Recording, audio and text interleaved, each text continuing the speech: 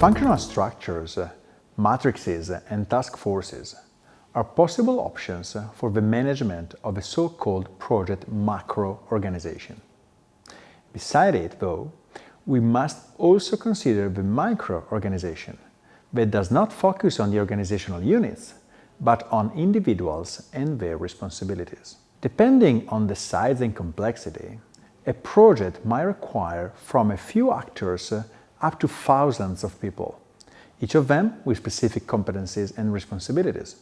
We will now define the fundamental roles we can find in every project and the relationships among these roles. Let's start by saying that each project must have a customer.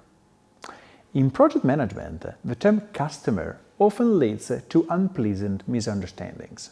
If a company sells projects such as bridges, electric plants, or consulting projects, it is clear that the customer is the one who buys the project.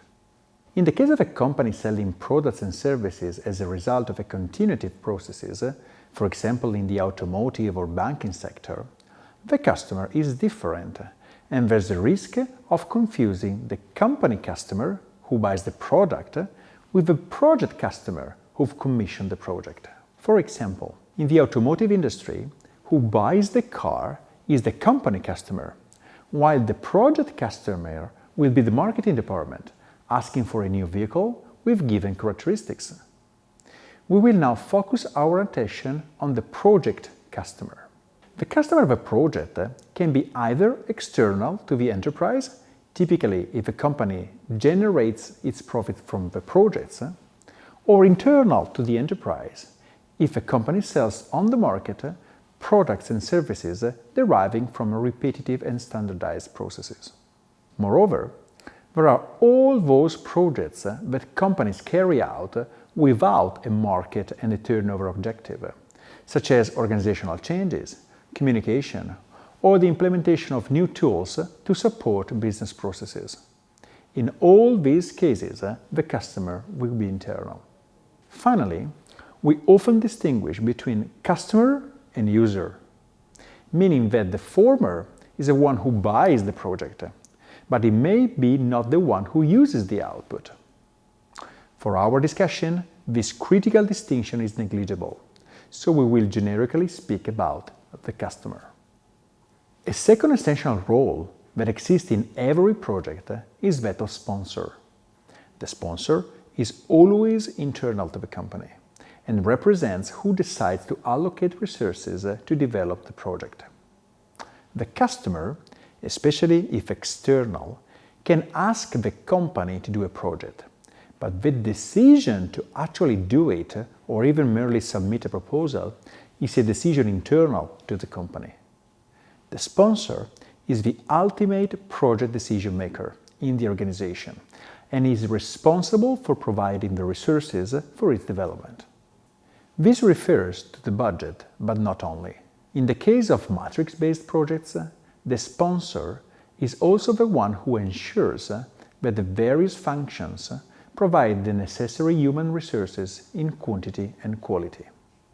In other words, it is the representative of the project towards the top management and responsible for creating a high-level engagement on the project.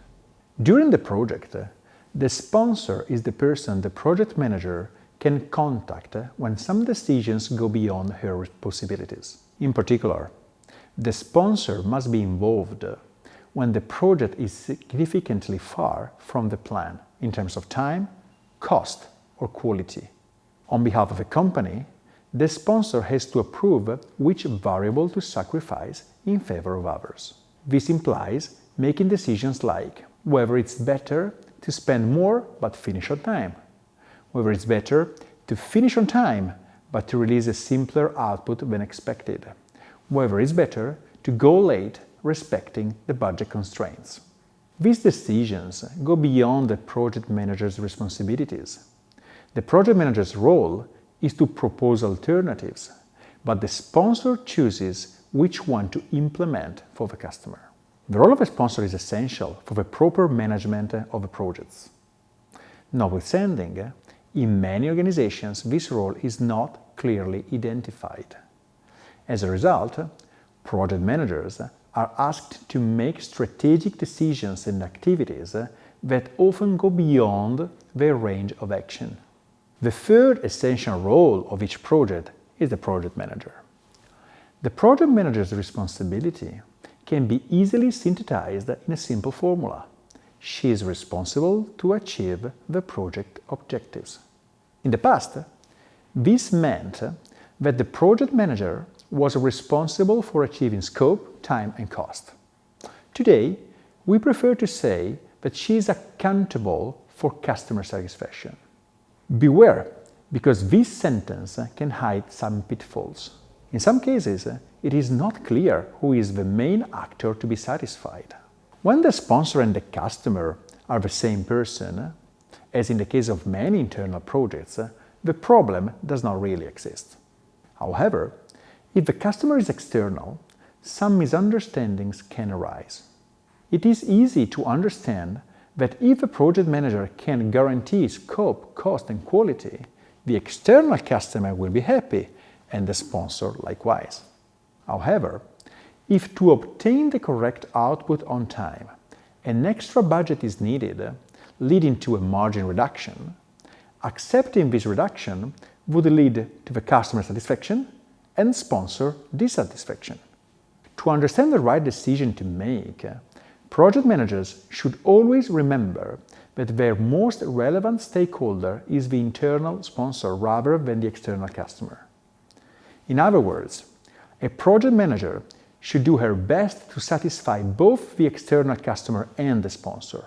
Still, if their goals get into a trade-off, the project manager should carefully discuss with the sponsor how to manage the decision.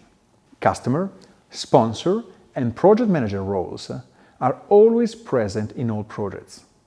However, in some cases, two or even all the three roles can be played by the same person, generating the typical confusion of medium-small enterprises. At the same time, I may be the client who wants a project, the sponsor who decides that this project is reasonable and thus allocate resources to it, and the executor of the project, alone or coordinating a team. These cases may be confusing, and I must always ask myself which role I am holding before making any decision. I want to dedicate a final note to the functional managers. When projects are matrix-based in a functional company, functional managers have the role of providing know-how and resources to projects. Often, it happens, especially in medium and small enterprises, that the functional managers participate directly to projects.